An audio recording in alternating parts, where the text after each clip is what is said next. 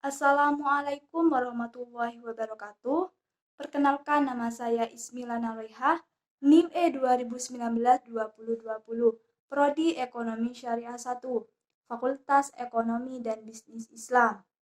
Di sini, saya akan menganalisis 3 materi dari video yang sudah diupload oleh Bapak Dr. Abdul Wadud Nafis, LCMEI, selaku dosen pengampu mata kuliah Ekonomi Makro Islam di semester 3. Langsung saja, di sini saya akan menganalisis materi tentang yang pertama itu inflasi dalam perspektif ekonomi konvensional dan Islam.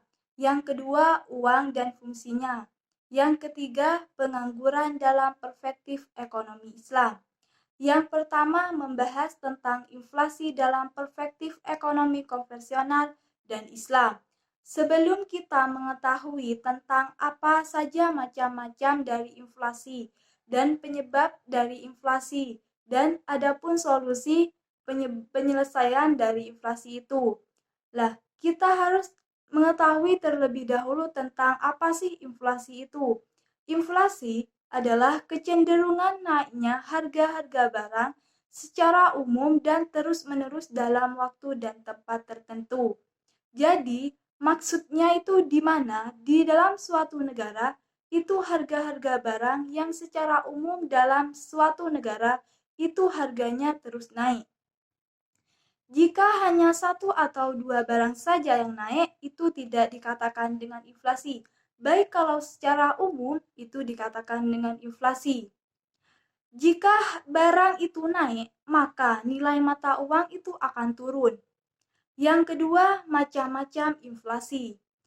Di mana di dalam macam-macam inflasi ini ada 3 macam, yaitu berdasarkan sifatnya, berdasarkan penyebab dari inflasi, dan berdasarkan asal inflasi. Yang pertama berdasarkan sifatnya, di mana di dalam berdasarkan sifatnya, inflasi itu dibagi menjadi 3, yaitu inflasi merayap, inflasi menengah, dan inflasi tinggi. Yang pertama inflasi merayap, di mana tingkat inflasi masih di bawah 1-10% saja setahun. Contohnya, beras 10.000 naik menjadi 10.500 dalam 1 tahun. Yang kedua, inflasi menengah, di mana tingkat inflasi ini antara 10-30% saja dalam setahun. Contohnya, harga minyak dulunya 10.000 akan naik menjadi 13.000. Yang ketiga, inflasi tinggi, di mana di inflasi tinggi ini tingkat inflasinya 30-100% atau di atas 100% dalam setahun. Contohnya, harga kambing standar itu 1 juta atau jagung yang harganya 6.000 naik menjadi 12.000. Yang kedua, berdasarkan penyebab inflasi. Berdasarkan penyebab inflasi ini ada 2, yaitu demand inflation atau inflasi permintaan, di mana inflasi permintaan ini timbul karena permintaan masyarakat akan berbagai macam barang itu terlalu kuat. Contohnya, permintaan beras banyak, tetapi persediaan sedikit sehingga harga melambung atau tinggi sehingga terjadilah inflasi. Yang kedua, cost inflation atau inflasi penawaran. Inflasi ini timbul karena biaya produksi atau penawarannya naik. Contohnya, harga mobil 200 juta karena bahan bakarnya naik, maka harganya akan naik menjadi 220 juta. Yang ketiga, berdasarkan asal dari inflasi. Yang pertama itu inflasi yang berasal dari dalam negeri dan inflasi yang berasal dari luar negeri. Yang pertama, inflasi yang berasal dari dalam negeri. Karena barang-barang naik seperti bahan bakarnya atau permintaan tinggi tapi persediaannya sedikit. Itu yang dinamakan dengan inflasi yang berasal dari dalam negeri sendiri. Yang kedua, inflasi yang berasal dari luar negeri atau imported inflation.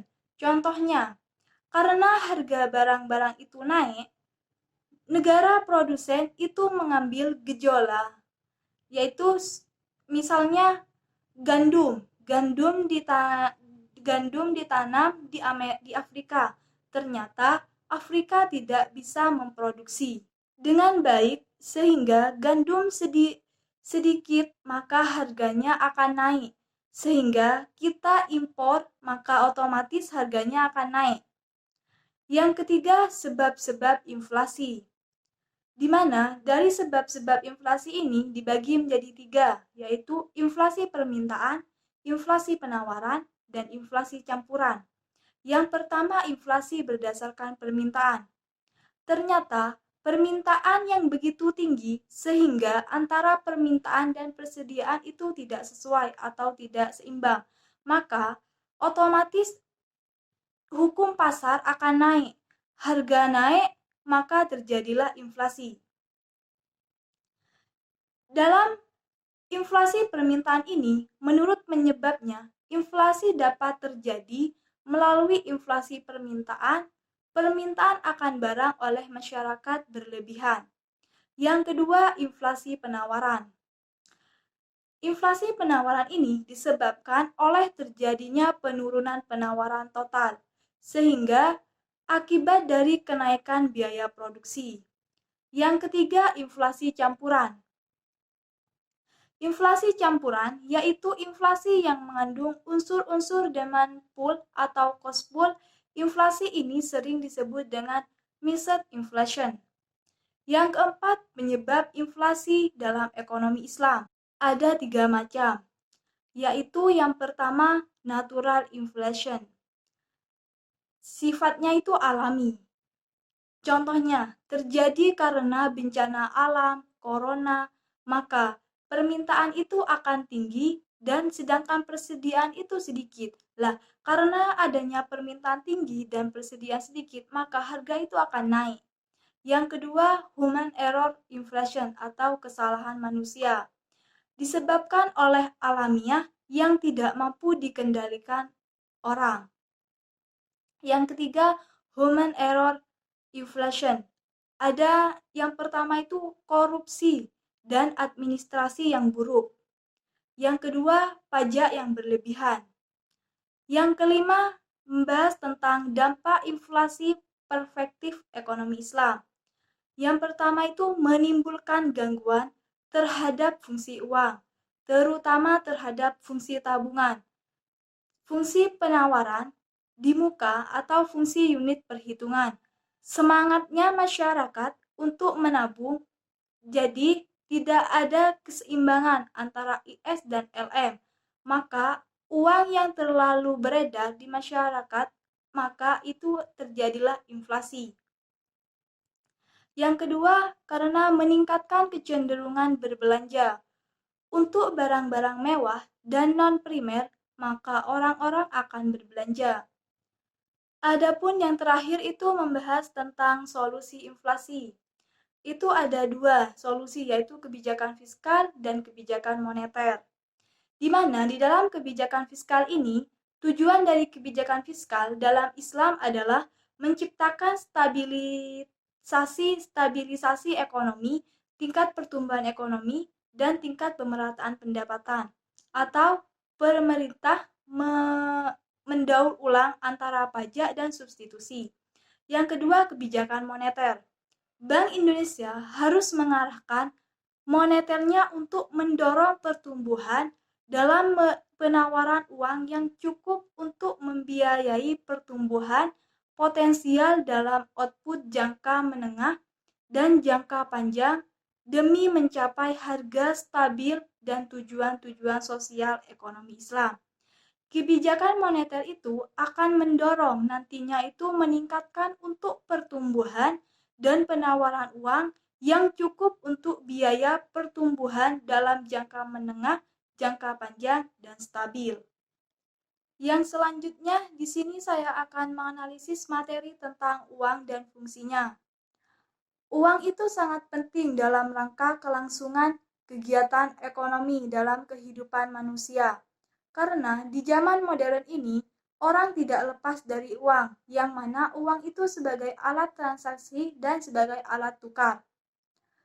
Yang pertama itu definisi uang. Uang adalah benda yang diterima masyarakat umum sebagai alat tukar dalam kegiatan ekonomi. Pada zaman dulu, alat tukar itu berupa emas dan perak. Tak lama lagi ditemukan uang kertas, giral, dan sekarang berupa money atau alat tukar yang diterima masyarakat. Uang itu memiliki nilai tertentu, yaitu tidak mudah rusak, mudah dibawa. Yang kedua, jenis-jenis uang menurut bahan pembuatannya. Itu ada dua macam, yaitu uang logam dan uang kertas. Di mana uang logam ini yaitu mata uang yang terbuat dari logam, berupa emas dan perak. Yang kedua, uang kertas, yaitu mata uang ada yang berupa uang seribuan rupiah atau berupa uang dolar atau real. Yang ketiga, jenis-jenis uang menurut lembaga yang mengeluarkannya, yaitu ada uang kertal dan ada uang giral. Uang kertal adalah uang yang dikeluarkan oleh Bank Indonesia berupa uang kertas dan logam. Dan uang giral adalah uang yang dikeluarkan oleh bank berupa cek dan giro. Yang keempat, menurut nilai-nilai jenis uang. Yang pertama itu uang penuh. Uang penuh adalah nilai-nilai dengan barangnya itu sama. Yang kedua, uang tanda. Uang tanda adalah yakni riwayat yang terjadi di kertas, yakni ini terjadi di 10.000 itu tertulis. Yang kelima, fungsi asli uang. Fungsi asli uang itu ada 3, yaitu uang sebagai alat tukar, uang sebagai satuan hitung, uang sebagai alat penyimpanan nilai. Yang pertama, uang sebagai alat tukar, di mana karena pada dasarnya penggunaan uang itu adalah untuk memudahkan pertukaran. Yang kedua, uang sebagai satuan hitung. Uang digunakan untuk menunjukkan nilai berbagai macam barang atau jasa yang diperjualbelikan. Yang ketiga, uang sebagai alat penyimpan nilai atau sebagai penyimpan kekayaan, yaitu bagian kekayaan seseorang menunjukkan seberapa besar finansial yang dimiliki. Yang keenam, fungsi turunan uang. Yang pertama itu uang sebagai alat pembayaran transaksi yang sah. Contohnya, membeli pesantren saya membayar uang 400 juta dengan sah, yaitu dengan melalui akad, melalui transaksi yang syarat-syarat yang telah ditentukan. Yang kedua, uang sebagai alat pembayaran utang. Yang ketiga, uang sebagai alat penimbun kekayaan, di mana menyimpan kekayaan contohnya, sawah saya dijual, rumah saya dijual, saya simpan berbentuk uang atau disimpan di bank. Nah, itu yang dinamakan dengan uang sebagai alat penimbun kekayaan. Yang keempat, uang sebagai alat pemindahan kekayaan. Contohnya, jadi pindah ke tempat satu ke tempat yang lain. Contohnya di sini, saya punya lahan di Madura. Bagaimana cara memindahkan sawah saya ke Lumajang? Yaitu dengan cukup saya jual di Madura, kemudian uangnya untuk membeli sawah di Lumajang. Yang ketujuh, fungsi uang menurut ekonomi Islam. Sama kayak fungsi asli uang. Yang pertama itu sebagai alat tukar. Yang kedua sebagai alat hitung. Yang ketiga sebagai alat penyimpanan. Selanjutnya saya akan menganalisis materi tentang pengangguran dalam perspektif ekonomi Islam, yaitu membahas tentang pengertian pengangguran, macam-macam pengangguran, penyebab pengangguran, dan bagaimana cara menyelesaikan pengangguran. Karena dengan pengangguran ini akan berdampak pada perekonomian negara secara makro atau mikro kepada penduduk negara itu. Yang pertama, pengertian pengangguran. Pengangguran adalah orang yang masuk dalam angkatan kerja yang berumur 15 sampai 64 tahun yang sedang mencari pekerjaan dan belum mendapatkannya. Lah itu yang dinamakan dengan pengangguran. Yang kedua, macam-macam pengangguran. Yang pertama, pengangguran terbuka. Pengangguran terbuka artinya secara nyata dia tidak mempunyai pekerjaan, dia tidak mempunyai penghasilan, baik sebagai karyawan dan pengusaha. Yang kedua, pengangguran tersembunyi. Artinya, dia bekerja tapi tidak dalam waktu jam yang standar. Misalnya, dalam sehari bekerja 10 jam, dia hanya kerja 5 jam, maka 5 jamnya dia menganggur. Ini terjadi pada perusahaan itu melebihi karyawan yang dibutuhkan. Yang ketiga, pengangguran musiman. Artinya, pekerja itu hanya bekerja pada bulan-bulan tertentu atau hari-hari tertentu. Misalnya, bekerja di sektor pertanian, penjual es. Yang keempat, pengangguran setengah pengangguran. Artinya, dia bekerja tidak full. Contohnya, harus bekerja 6 hari, tetapi bekerja hanya 3 hari. Maka 3 harinya dia menganggur. Yang ketiga, jenis-jenis pengangguran. Ada 4 macam. Yang pertama itu pengangguran friksional. Artinya, orang yang tidak bekerja, yang mana sebelumnya ia bekerja dan kemudian ia tidak bekerja dan kemudian mencari pekerjaan baru. Misalnya tidak cocok dalam situasi perusahaannya. Yang kedua, pengangguran siklikal. Artinya, pengangguran yang diakibatkan PHK yang disebabkan oleh siklus ekonomi. Yang ketiga, pengangguran struktural. Artinya, pengangguran yang terjadi karena situasi ekonomi. Seperti sekarang, baik secara nasional dan internasional, terjadi penurunan ekonomi akibat COVID-19 ini, sehingga banyak karyawan-karyawan yang harus berhenti karena perusahaan menurun. Misalnya, atau karena adanya kebijakan-kebijakan dalam perusahaan yang dulunya menggunakan tenaga kerja merubah menjadi tenaga mesin. Yang terakhir, pengangguran teknologi. Artinya, pengangguran yang diakibatkan karena teknologi. Misalnya, dulu dengan panen padi dengan diarit, sekarang dengan majunya teknologi menggunakan mesin. Yang keempat, dampak pengangguran, di mana dalam dampak pengangguran itu dapat menurunkan pendapatan per kapita dan pertumbuhan ekonomi. Yang kedua, meningkatkan biaya produk sosial. Yang ketiga, menurunkan aktivitas ekonomi, sehingga aktivitas ekonomi itu akan menurun dengan adanya pengangguran ini. Yang keempat, menurunnya penerimaan negara. Yang kelima, menurunnya tingkat keterampilan, sehingga dengan orang yang tidak bekerja, yang mempunyai keahlian dalam pekerjaannya, itu akan keterampilannya itu akan turun. Yang kelima, kegiatan distribusi kurang lancar. Nah, dengan adanya pengangguran ini, maka kegiatan distribusi itu kurang lancar. Yang selanjutnya terjadinya kemiskinan. Lah, dengan pengangguran ini akan mengakibatkan juga dengan kemiskinan. Yang selanjutnya kurang gizi.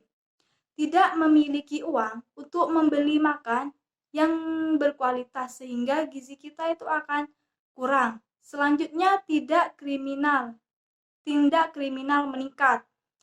Yang selanjutnya produktivitas tenaga kerja yang rendah. Dan yang terakhir upah yang rendah. Yang kelima, penyebab pengangguran dalam perspektif ekonomi Islam, yaitu yang disebabkan tidak sebanding antara penawaran dengan permintaan pekerjaan. Yang kedua, turunnya pengeluaran total dan output. Produksi itu menurun. Yang ketiga, perubahan teknologi. Nah, dengan yang dulunya menggunakan tenaga kerja, sekarang itu dengan adanya perubahan teknologi, itu dengan menggunakan mesin. Yang terakhir, waktu yang dibutuhkan untuk mencari pekerjaan. Yang keenam, cara mengatasi pengangguran, yaitu ada beberapa cara dalam mengatasi pengangguran. Yang pertama, menyelenggarakan bursa tenaga kerja, yaitu mengadakan ekspor atau pameran-pameran. Yang kedua, informasi lowongan kerja. Yang ketiga, memberikan pelatihan kerja, yaitu dengan menggunakan komputer. Yang keempat, membuka lapangan kerja sebanyak-banyaknya. Misalnya, sektor industri sehingga mendorong kepada pengusaha untuk membuat perusahaan-perusahaan baru sehingga tidak terjadi lagi dengan adanya pengangguran. Yang selanjutnya meningkatkan pengedaran modal usaha, misalnya menurunkan suku bunga. Maka banyak perusahaan-perusahaan yang meminjam uang untuk membuka usaha-usaha baru. Yang keenam, untuk meningkatkan jiwa kewirausahaan, yaitu dengan berpikir menciptakan pekerjaan. Yang terakhir, transmigrasi. Yang ketujuh, membahas tentang pengangguran dalam ekonomi Islam. Nah, ada macam-macam, yaitu macam-macam pengangguran dalam ekonomi Islam. Yaitu yang pertama pengangguran jabariyah atau terpaksa, yang kedua pengangguran hianiyah atau pilihan. Pengangguran jabaniyah atau terpaksa, artinya orang itu tidak bekerja, sedangkan termasuk dalam angkatan atau tenaga kerja dan dia mencari pekerjaan dan tidak mendapatkan pekerjaan. Pengangguran karena teknologi, pengangguran karena musiman, itu yang dinamakan dengan pengangguran jahiliyah atau terpaksa. Yang kedua, pengangguran hianiyah atau pilihan. Artinya, pengangguran karena dia malas atau dia sudah sebenarnya waktunya kerja dan dia bisa bekerja dengan kemampuan di bidang komputer. Itu yang dinamakan dengan pengangguran hianiyah atau pilihan. Yang terakhir itu yang kedelapan itu tentang solusi pengangguran dalam perspektif ekonomi Islam. Ada dua solusi, yaitu mekanisme individu dan mekanisme sosial ekonomi. Yang pertama, mekanisme individu. Misalnya, dia malas untuk bekerja, maka kita harus dorong supaya dia mau bekerja, yaitu bekerjanya itu yaitu untuk tujuan, untuk kepentingan dunia dan untuk kepentingan akhirat. Yang kedua, mekanisme sosial ekonomi. Jadi, kalau sifatnya negara, sebagaimana pemerintah itu menerapkan kebijakan-kebijakan. Sekian dari saya, kurang lebihnya mohon maaf. Wassalamualaikum warahmatullahi wabarakatuh.